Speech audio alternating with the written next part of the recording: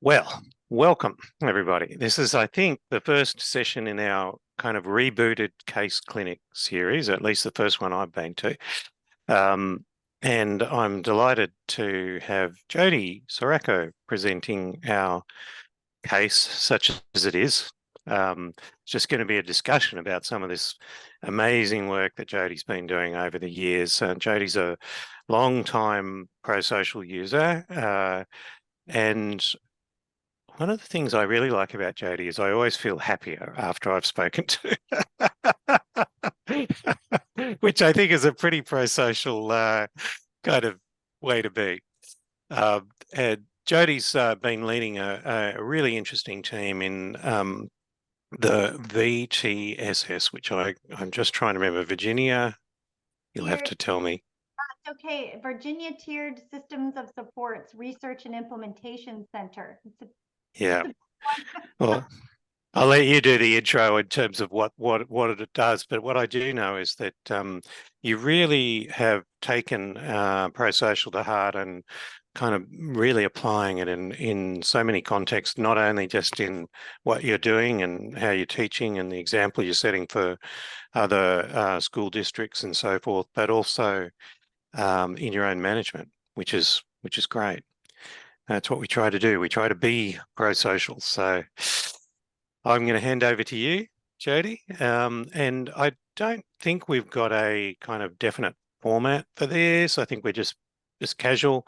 So is that right, Dunia, or did you want to have a particular structure to it? We absolutely have a structure, and this feels exceptional because Jodie is here to present a success story. So I would love Jodie to feel like you have your time. Usually we have, and in the future we can do a more structured one, but this feels like an opportunity to really for you to share with us, and we'll, I'm sure, have questions for you afterwards. Great. And yes. Sounds good. I know I'm throwing off your whole structure on your first one. I'm so sorry. Ain't that life? And I put together a little presentation because I think there's some core things to share that I visually speaking for what we've done in our project that might help too, if that's okay. Great. Okay, so I wanted to, I guess, kind of start with just giving a little background, and thank you, Paul, for such a sweet introduction. I could not be more honored and blessed to have been introduced to Paul and introduced to ProSocial through Dr. Steve Hayes, who was a professor of mine at the University of Nevada, Reno. And when I was doing my dissertation, I was doing actually acceptance and commitment therapy work with educators, and I was running into just some sort of challenges and trying to get that up. And when I was talking with Steve, and I'm telling him my concerns, he's like, there's this new thing, ProSocial, that's coming out. I've been a part. I really think you might. This is like you're saying the things they're talking about. You might want to go get facilitate. I'm going to introduce you to Paul and get you into, you got to get into this class and got me the book, and it just went from there. I was like hooked and so excited. And Paul has been so gracious and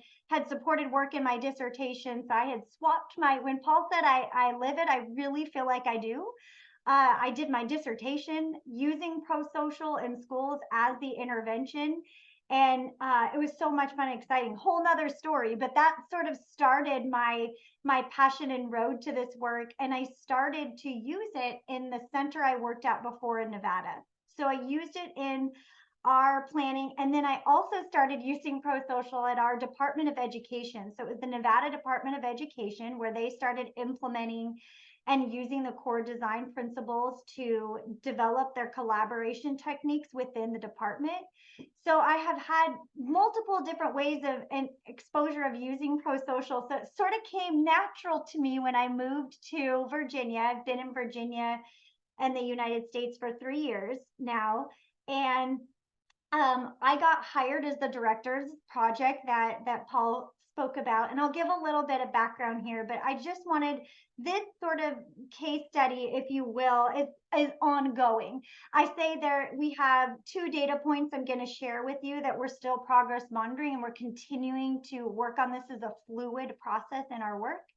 So it's ProSocial and a state technical assistance center, and I'm going to talk to you about like what it means and how it comes through our work in general. It's a little background about us. This is our whole project. Well, we're missing some people, but this is our project. So we are Virginia Tiered Systems of Supports. It is basically a collective of organizations, and we're funded through our State Department of Education. And our whole role is to build multi-tiered systems of supports and scale up in capacity within all the school districts across we're a commonwealth. So I have to go, I go back and forth, and I realize that's so confusing, but within the state. So I direct the entire project, but our project is comprised of a research and implementation center, which is where I'm housed. And I have direct staff that I oversee, which is about 20 people. We also have an evaluation team at Old Dominion University of a group of about 3 people that participate. And then we also have 7 university regional training and technical assistance center, which is about another 20 plus people that are across the entire state. So we partner with other universities across the state in order to implement multi-tiered systems of support. So I give this background because it's really important to sort of understand the complexity at which this organization is comprised of. So I only oversee 20 people directly supervising, but I oversee a project of 40 people that I'm still responsible for those folks' work, even though I don't directly supervise them. So that means I have to work collaboratively, not only with those folks, with all the directors that oversee each of those 7 technical assistance centers as well. So it's really, when I got hired and came in, I'll tell you one of the things, when they explained that to me, I was like, wow, how is anybody successful in doing that? You know, like that seems like a system set up to fail. Was my first original thought, but I was like, I'm up for a challenge, right? And I really believe that if we have a collective vision, we can do this work together. So one of the things I quickly realized in the organization is things were very hierarchical. And so the leadership before, it was very micromanaged, or, you know, this is how we're going to do things, and it's shared across the project. There's not a lot of shared decision making. Purpose was only very centralized into a core group of individuals. So I could, you know, as soon as I started going in and I did listening tours and listening to people and hearing what things were working and what were not working, I could kind of quickly start thinking about core design principles right away. What are ones I'm seeing them just state individually that are being successful? What are the things that are not? So I think understanding our organization is important to why this pro-social process actually has been really successful for us. So this is our reach. So this is the state of Virginia. We provide coaching, technical assistance, and professional development. So trainings across the entire state. Our state is broken up into 8 regions. They're superintendent regions. So those are all inside of those 8 regions are school districts. So we have over 100 school districts, and we're in 65 of those school districts supporting 618 schools, which is about a little over 700,000 students. So all in this picture, what it shows you is our participating divisions that are a part of officially doing multi-tiered systems of support work. So all those blue are the divisions that we're in. And the goal for the Virginia Department of Education is have a whole thing blue, right? So that again is a next level challenge for us in our thinking of managing a group in that way to be able to make the impact in our students and in our school, for our students in schools and community members. So This just here is to kind of give you background of the type of support that we provide. So we receive as a technical assistance center, national technical assistance support. So we have different groups nationally that collaborate with myself and other state that are members of our state leadership team that guide us, that we ask questions or that we share our progress report and outcomes with, and they give us feedback, which informs the way that we deliver our technical assistance through this. This is what we call a cascade, because essentially at each level, information's brought down. So what I'm showing you is how we start from the state level and get into the classroom to benefit students. So the training that we receive at the state comes to our state agency. We're a part of that state agency, and our job is to provide training, coaching, and technical assistance to our local divisions, or that's what we call school districts, if that helps. So those go to the divisions, which then the divisions take that and we support them in implementing that in the schools. So schools implement multi-tiered systems of support with division infrastructure being built. So we have to build both of those, which then get sent down to the classroom. So the types of practices that they're selecting, all of that are systems level work to choose the most appropriate practices, to monitor data, to look at student outcomes across tiers of support. And I'm not going to get into what we do because I feel like that's going to go way left field. But it's important for us to see sort of, again, why it's so important, because our level of support is complex too. So not just the organization, but how we deliver coaching in this continuum, which then everything in that continuum, if you see the arrows go back, inform everything we do. So we have to have communication. We listen to students and we listen to teachers and we listen to schools, administrators and staff and division or local district administrators and teams that all inform and go all the way back up the cascade so that we're continuously refining and doing what's best, meeting the needs of our state.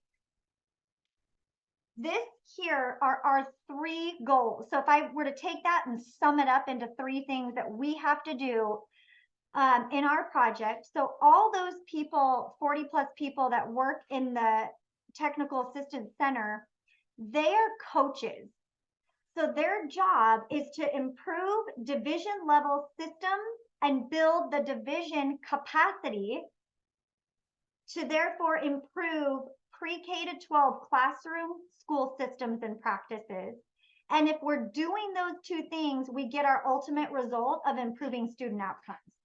So that's kind of, if I were to take that and put it in a nutshell, what that means. So that's the goal of what we're doing as a project. And if there's any questions, I'll stop there if anybody has anything. Yeah, I just, so this is across all students in these schools. It's not particularly for students that need additional support. Yes, it's for all of that. So in a multi-tiered system of support, we look at tier 1, which is quality core instruction for all students and what practices we're doing. But then we also look at tiers 2 and 3, and tiers 2 and 3 are advanced tier supports for students who are identified at risk or have moved up in sort of that continuum and already been identified as needing individualized support. So we do all 3. Great, thank you. Yeah, great. If there's anything, please interrupt me too. It doesn't bother me one bit. So again, kind of giving us all back to that complexity, my first thought is ProSocial as a viable solution to help strategically organize our internal structure, because I am a firm believer in that if we practice it, we can do it with other people. I've never been a big fan of telling people, hey, you should go do this, or like, I want to teach you all about ProSocial and then I want you to go do it with divisions. That makes no sense, right? We have to start as a project and really build this in. So I don't need to explain any of these things to you all, because you all, this is what you do. You'd explain it better than me. So I'm not even going to say that. But that's where I put this in and the way I tried to explain it to our project. So this is our roadmap in a brief snapshot for you. we started as a project looking at, and I explained to them that I was going to be using this ProSocial process because I really felt like in order for such a complex organization to function efficiently, we needed to really look and assess how we were currently working as a group, right? And what I found really quickly too, again, is there was, like I mentioned before, not a lot of shared decision making happening. And morale was, it was interesting because it'd be really high, but then there's these really big lows around certain areas or topics. It wasn't like an overall thing, right? Really hard to kind of pinpoint what that was. And so I introduced this to them. I sent the pre-assessment, just the general ProSocial pre-assessment out to the team. We started with the individual interests. Oops, I did not mean to hit that. We started with the individual interests, went to the collective interest using core design principle 1. So really looking at a shared purpose. And then, and it was important for us to model that as a group so that when we went to the CDP surveys and I sent that out to the group, we could look at our data and use our data to identify focus areas. So that's what we did. Using all of that, we also, oh, I skipped one. I'm sorry. There's a purple one before that. Using our collective interests, we identified our values and we made a vision statement. So together, and so that's where I said we needed a strategic plan. This project had never had a strategic plan. So my goal was to use ProSocial to develop a strategic plan. I should have probably mentioned that too.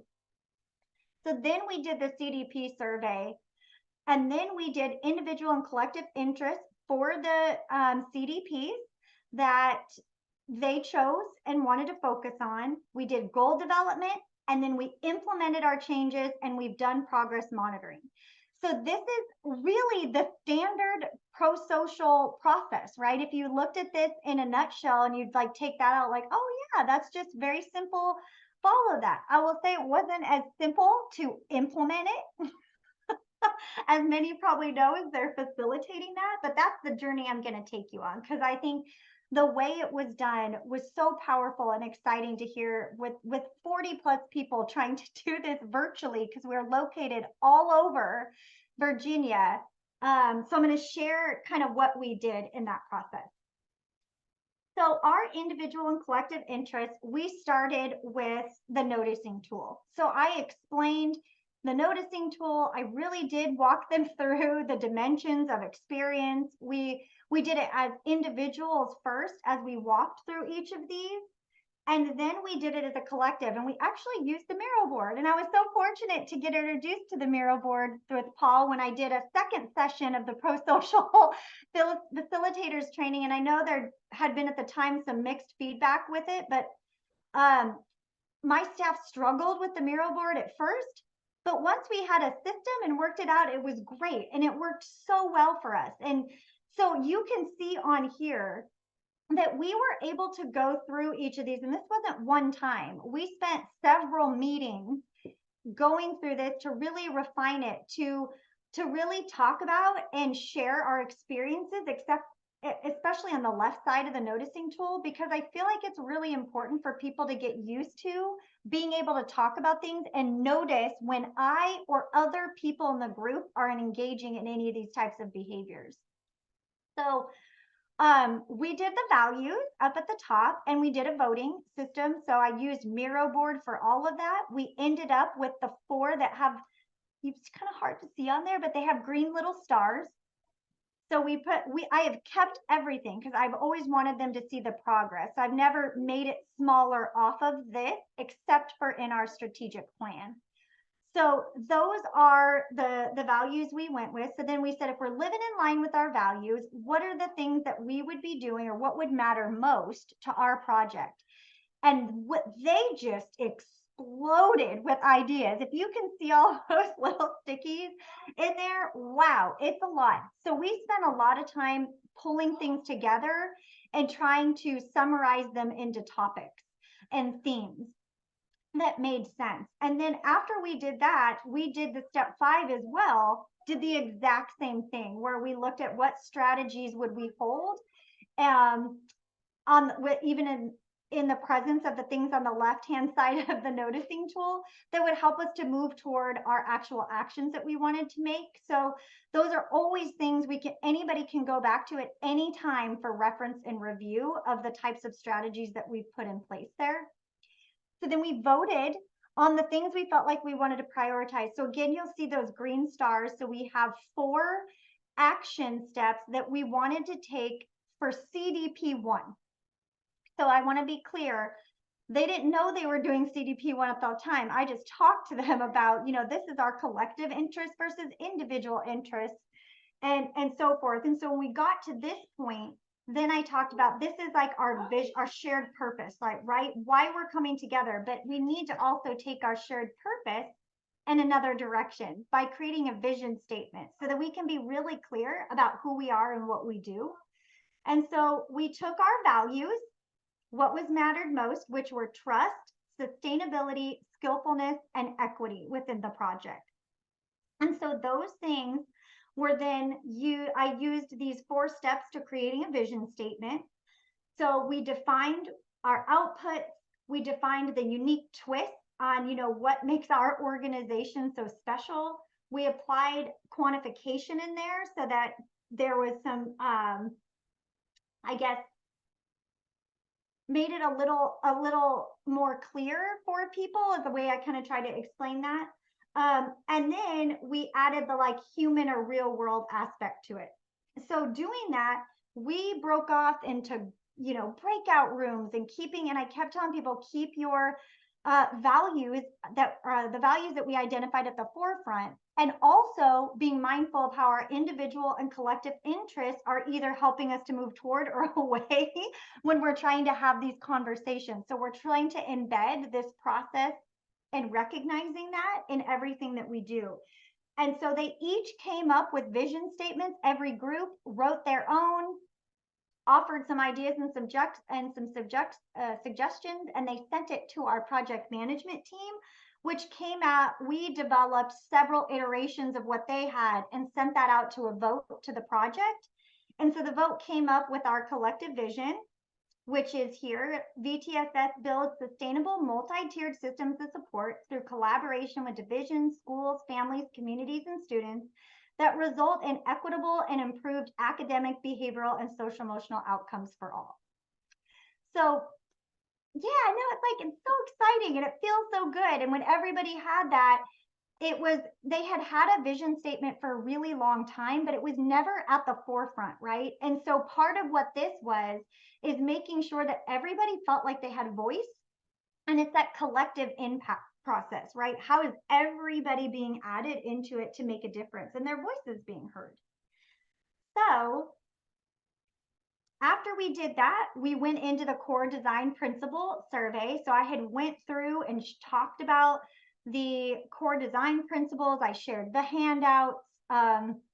They took the survey, and this is what our data that came back the first time. So we did distribute it in the same way of looking at understanding and importance of effectiveness. I really do think that matters, because if you don't understand a principle, it sort of makes some of the other ones not as relevant, because if you don't get it, how do you know if it's important or if it's really effective, right? Because if you don't know what that is, I'm not sure if we're really doing it right. And so I think there's really important things to think about there, and also to see the variance in that when people start to do it. And then they're like, oh, what I thought I understood this, I don't think as much, which is cool to see later on too. But so based off of these, and I'm just going to zoom in. So this is just zooming into the effectiveness, because we decided as a team, based off of our understanding, and that everybody generally felt that all of them were important, because I tend to take people through, well, if we think some are more important than others, we need to keep that in the back of our mind as we're thinking about the effectiveness and the principles that we want to choose to implement. And so here I pulled out the numbers, and we really took some time to talk about it. And as a project, we voted on the ones that we wanted to work on, which ended up being the ones that we had 2 actually, yeah, CDP1 and CDP3, they chose not to start with CDP2 and then CDP6 as well. So those were the ones that they felt were most prioritized for the project. And so what we did is we did a individual and collective matrix for every one of the core design principles, just like explained in the process. So for fair, inclusive decision making, we used the same thing because I didn't want to reinvent a new system, right? We're going to go through it. We're going to look at these things, and then we're going to vote. What do we value about these things? What is it that we want to see that's important about CDP3? And what you can see below are the 3 areas that were voted on, the big pink stickies. So those are, we needed a clear decision-making process. There wasn't one. We need to include stakeholders in it, and we need strong communication plans. So we found that those were the 3 that were most important, because as we started to say which things people liked the most, we could categorize again into themes. So the ones with the green stars are all the ones that people felt were important. So then we used those to say, okay, based on what's important, how do we categorize these into themes for the project? So that's how we got for CD3P or CDP3. And we did the same thing for CDP6. And you can see there's a lot of things in our discussion, which I can't ever capture, right? Or really fully explain because it was so organic. But you really tried to use, and we drew lines to things that were like, well, this actually is really connected to this one. And this is going to, step is going to impact that one.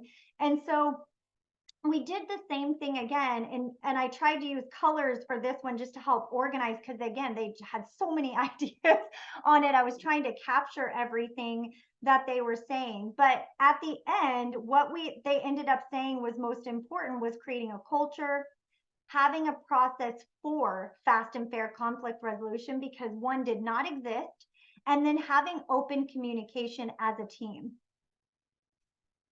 And I think if you remember some of the things I mentioned, sorry, my camera was going out. If you remember some of the things I was mentioning before, sort of makes sense when you hear of this, and that they were able to come to that conclusion all, themselves, I think is really powerful, because I facilitated all of it. I was new too, really new at the time.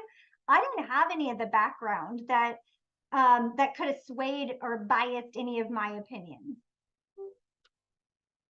And so that was for our CDP. So then what we did next, which is a little different, for goal development, I had our project, I put each of the 3 CDPs that, CDP 1, 3, and 6 up on the Miro board. And then I broke up Zoom rooms, and I asked folks to select the CDP they wanted to work on. I was nervous, not gonna lie. I was like, what if everybody chooses 2 and nobody chooses 1? Oh no. But I was like, we have so many people, I feel like this can work out. And it did actually worked out so well. Why I did that is I felt like we should put people who are passionate about a topic in there. I don't want to assign people to something they're not going to be passionate to talk about, because we want this change.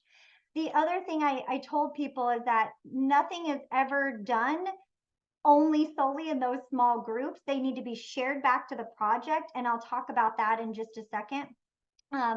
But this is just an initial step. So what we did is we got introduced to the SMARTY goal. So again, because our project identified equity as a value, I didn't think it was appropriate to just choose a regular SMART goal. I had a staff member share the SMARTY goal with me, and I loved it. And so I heard her, and I was like, yes, this is a great way to model our values as a project that we already identified, and helping to keep us in line with our vision, because we're looking to create that infrastructure internally so we can support divisions to do the same thing. And so this is just an example of one of the SMARTY goals that was created. So you'll see at the top, this one says, by August, 95% of coaches will increase knowledge and fluency of skills to support stakeholders in implementing MTSS. as monitored by, and then they go by what their measures are, what the plan is, and then breaking that out, really task analyzing it so we can be clear and specific.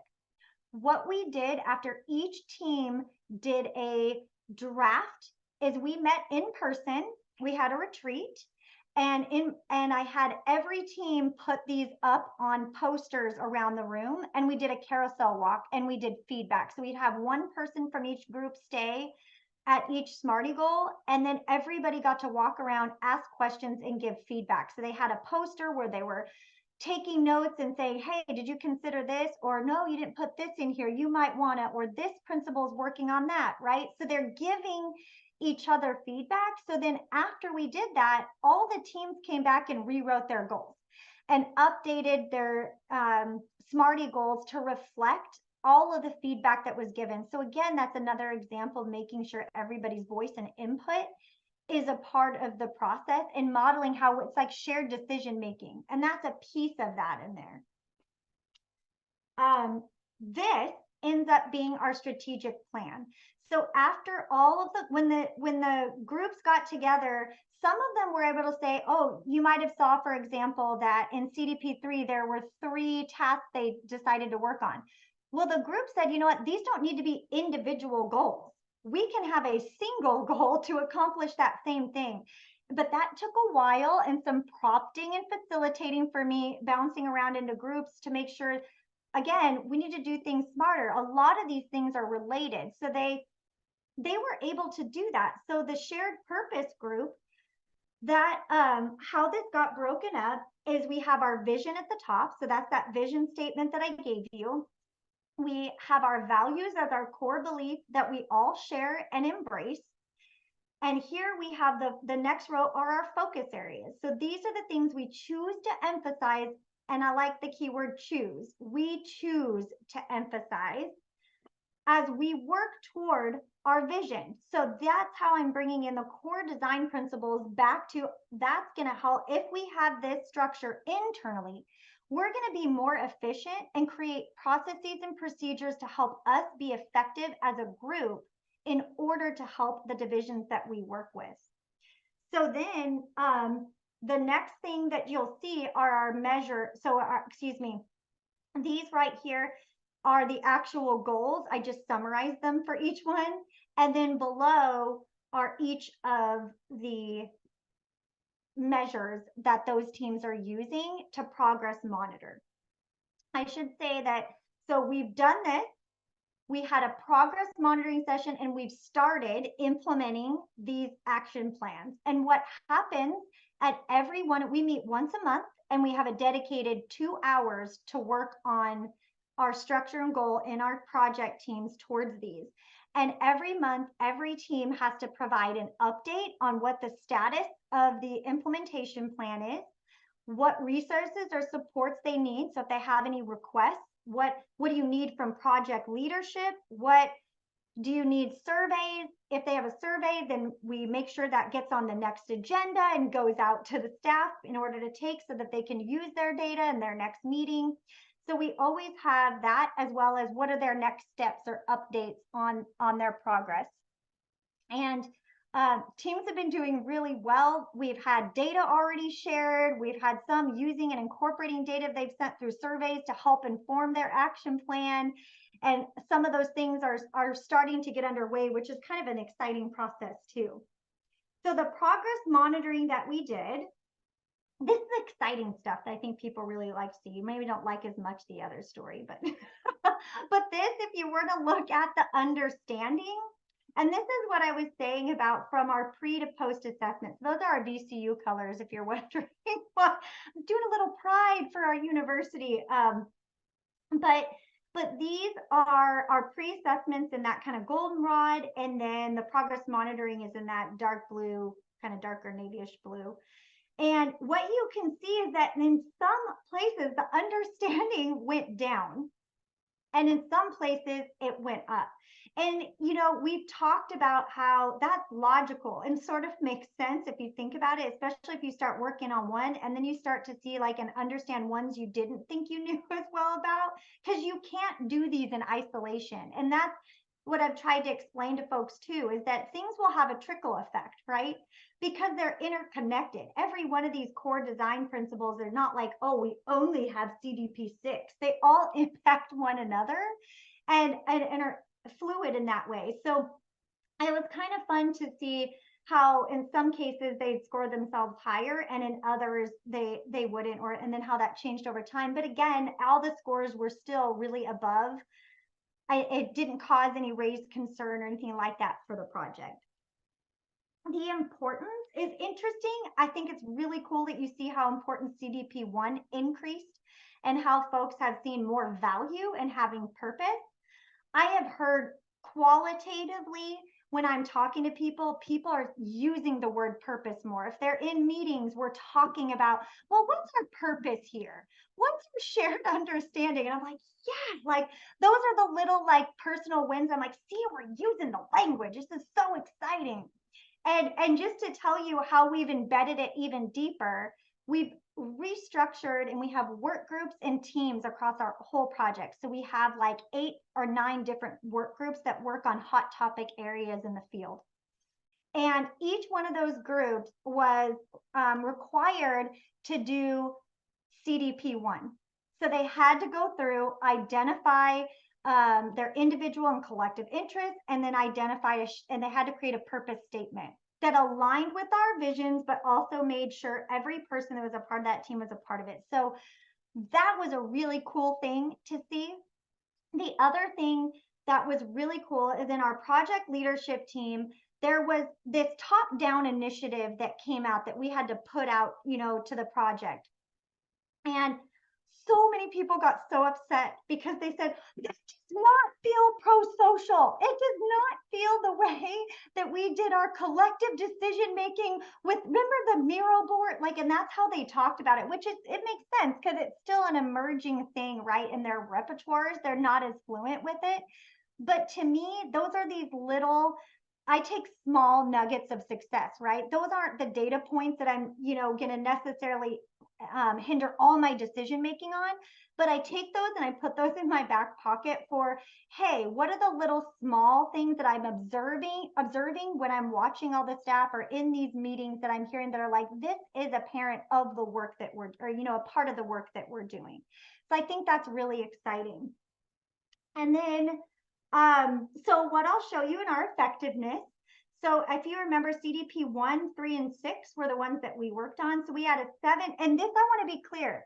When I did the progress monitoring, we had not implemented anything. Nothing had changed. We only talked about it and created goals. So those SMART goals were the, like that vision thing I showed is the only thing that happened.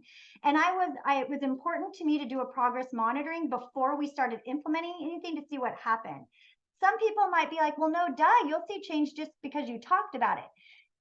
Yeah, absolutely. But this is evidence of that, right? So I'm like, I want data to support that, not just to say, well, yeah, I think that happens. So we can see as a project, we had a 7% increase in CDP1. We had a 3% decrease in CDP3, but I told people that's okay. That was a tough one for our project. And I think this one's actually evident of, I think people were thinking we were doing more. And when they started collaborating around the goal statement and what we were actually doing, we weren't doing much at all around it. So I think that's a powerful thing for them to see and not to be disheartened by it. I think that's real, honest data that we can respond to and use fluidly in the context. And then CDP1 had a 1%, or CDP6 had a 1% increase. So we saw that. Other things that are fun, if you look at the other CDPs, what's interesting is CDP2 had an increase and we did nothing with it. This is some of what my dissertation talked about too, which I think is super cool. But like how this is why I say it's important to understand that these are interconnected, because what probably happened is a lot of the work that we're doing actually built a little bit on CDP2, but also might have shown in some of these other areas that we're not doing as much either. And that as we're starting to understand what these principles are and put them in place, we're not doing what we thought we maybe were. The other piece I'll add is we did a book study. I had several staff members who said, I want to know more about this ProSocial process you're talking about. And it was volunteer. We had 25 out of the 40 people who participated on it, and we had about 10 people who volunteered to be facilitators. And everybody took chapters and presented the chapters, and we met and talked about them, which I think, again, can be pieces of how you see movement in this, because that all those 25 people are spread out across those 3 different groups, right? Yeah, cool. So that's a really cool way. I would totally tell people to do a book study. It was awesome. And then we had, some of the decreases. I'm going to go through this really quickly. I'm happy to share data with folks, but these are one of the things I did that maybe might be a little different. I'm not sure, Paul, if you all have done this, but we broke it up by each CDP, and then the questions in the general survey that we felt aligned with each CDP. So these aren't broken up by CDPs, right? So these are the percent who agree with the following statements aligned with CDP 1. So these are all the statements, and we had some, satisfaction, we've got some trust. And I think, again, what's really cool here is being able to see our pre versus post and some of those significant increases in just a progress monitoring. And to me, these are things which might help us to start to think about, how did we have an increase in CDP 1, but maybe not in 3, and an increase in 6, for example. So this helps us to drill in and understand our data a little bit better. And so we also took a look at our overall, how effective is our group at achieving the purpose. So just by doing our values and vision statement, we've even seen, and again, without any actual work on it or change in our practice, folks were already feeling like there had been more. So you had see that 5% in extremely that gone up. More people might be moving more into that middle. We have some of the orange moving a little bit, but pretty exciting to see kind of the growth in some of that area as well. This is the percent who agree with CDP3. So again, some really cool, even though we saw a decrease, there's still some changes that are important here, and that they feel like their voices are being identified, ideas are respected within the group. We also, actually, I think all of these ones we saw increases in. So it's interesting if you think about that one had a decrease in effectiveness, but we're also seeing some of the stuff that's there that there's increases in though, which is improvement. And then this one's for CDP 6. So these are all the ones that we put. This one we actually, which again is funny because we had a 1% increase in effectiveness, but these ones I think have more decreases than some of our other ones in the statements that we see that are similar here, but also helps us to understand the differences between trust and cooperation and commitment and satisfaction and things like that. So we can break it. Again, this is just helping us to drill down and consider more of our data to help in our planning. And basically, the last thing I do is our whole effort is to think about how we're using core design principles in our leadership and teaming. This blueprint is the foundation for how we coach in our districts. We coach executive and implementation functions, but the heart of that are leadership teams. The heart of that is collaboration. The heart of that is cooperation. ProSocial is the heart, right? So what we're starting to do now with our staff is build in ProSocial and core design principles into our exploration and teaming activities with divisions. Our coaches are starting to use psychological flexibility or setting those as professional development goals, and using that and those techniques with their divisions, with people they support, because we talk a lot about how we show up individually impacts how we work as a group. So those are just like some of the things we're headed toward. We're still working on implementing those plans. I'll be excited to have more to share with that. And then bringing this really into our divisions and schools is sort of the vision ahead as we're taking our baby steps at a time. But that's all I have. Oh, that was wonderful. So exciting to see. And Jodie, you're I'm so pleased I said you embody ProSocial, because you've brought in this work that you've done. You've brought this strong sense in a potentially, I can imagine it would have been quite a hierarchical environment, but that whole process was such a beautiful example of engaging people and involving them wherever they are, and bringing them along not bringing them along in a kind of, almost, that sounds a bit manipulative, but genuinely listening to them. Yeah.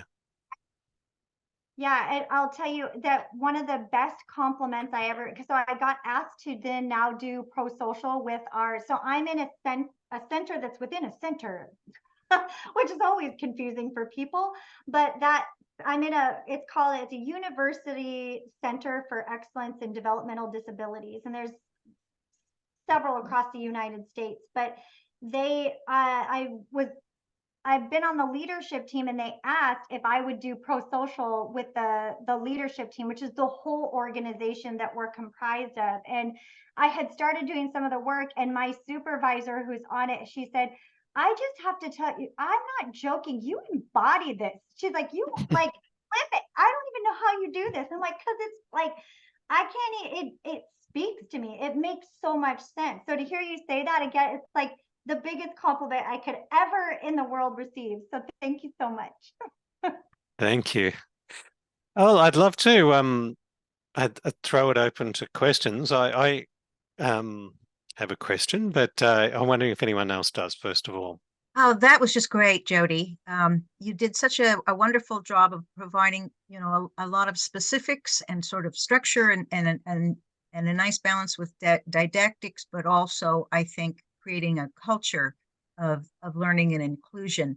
I'm specifically interested in the use of the matrix. Did you do much kind of, the word that Paul hesitated to use was kind of bringing them along, or how did you sort of set the stage to discuss psychological flexibility in an employment setting like that?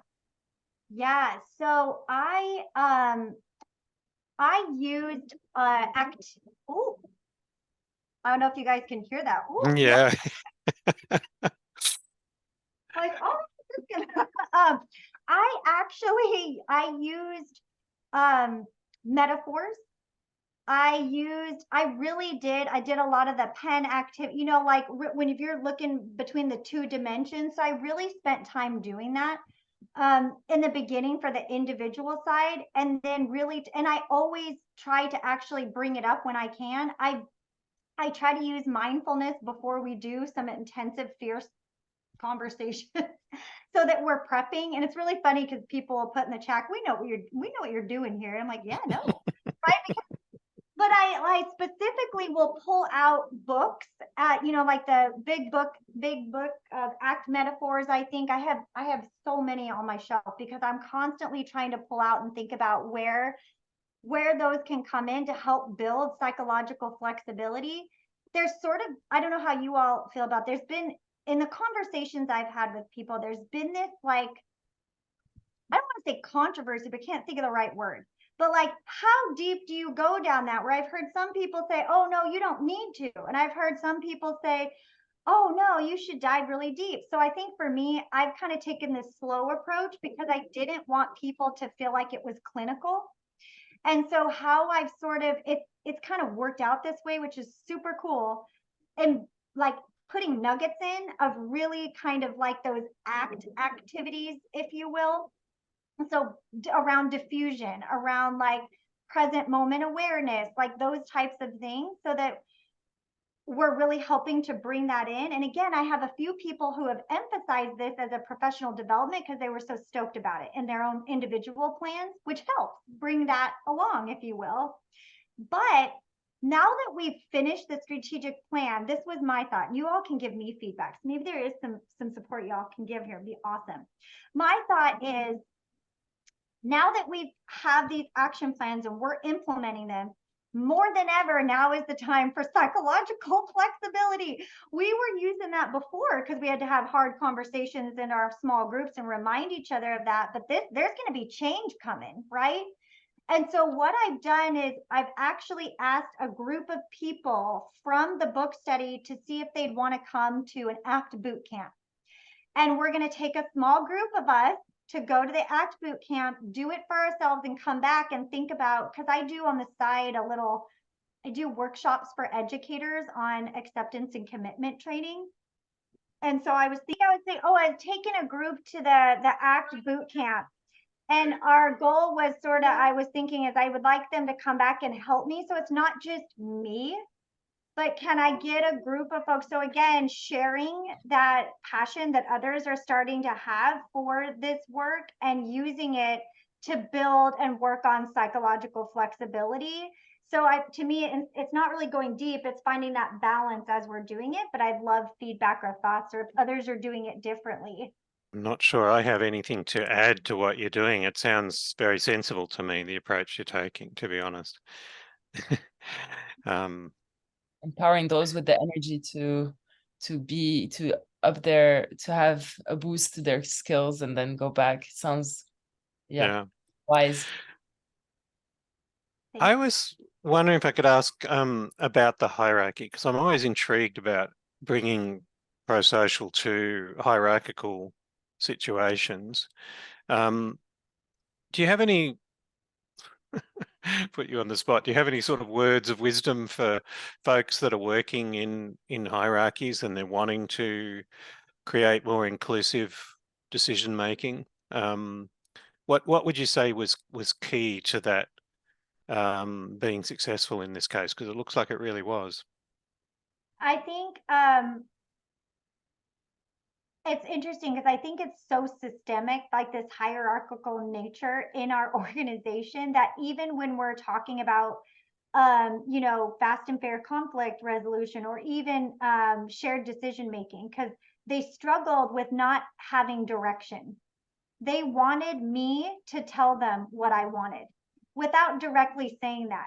So, and I think the biggest thing for me and advice I would probably give is being comfortable with being uncomfortable and sit in it. You got to sit in it sometimes. And I think for in hierarchical places, right? Especially because the more you try to press it not to be, or the more you try to say, oh, this is what I want, you're doing exactly what, because I don't think they meant to do that. It's just so ingrained that it's like, but we need you to tell us what you need first. We shouldn't be making these decisions. Why not? Like those are kind of, and then to say, but this is what you said before. Oh, you're right. But do we need to change that now? And it's like, whoa, what? Like they can't even. And so I think that was hard for me, really hard to have to because I felt like, oh, am I just letting them flounder? Like I kept thinking, oh, maybe I need to do it. So I think my advice in hierarchical is sometimes letting it be, right? Like we got to be okay with, and part of that's that flexibility piece though, right? And maybe your flexibility. Your flexibility to step back from your identity as the leader who's supposed to have the answers to just sit in that space of uncertainty. Yeah. Mad at you and they're not happy and they're like, what is this we're doing? And they're arguing with each other in these meetings about that. And it's like, and I just try to remind them and tell them, if this was easy, why would we do this, right? We are arguing and it's a struggle because this is where we have to be. This is telling us even more reasons why we're in this space right now, because this is what we need to do and work through. And I think I don't know if anybody else runs into this in our project, they were really, really good at praising each other. Nobody ever gave constructive feedback. And if you gave it, it was a worry. So constructive feedback is almost like, oh yeah, it was good. So I'm just not going to be specific about how great it is. I'm just going to tell you that was good and not actually give you the truth.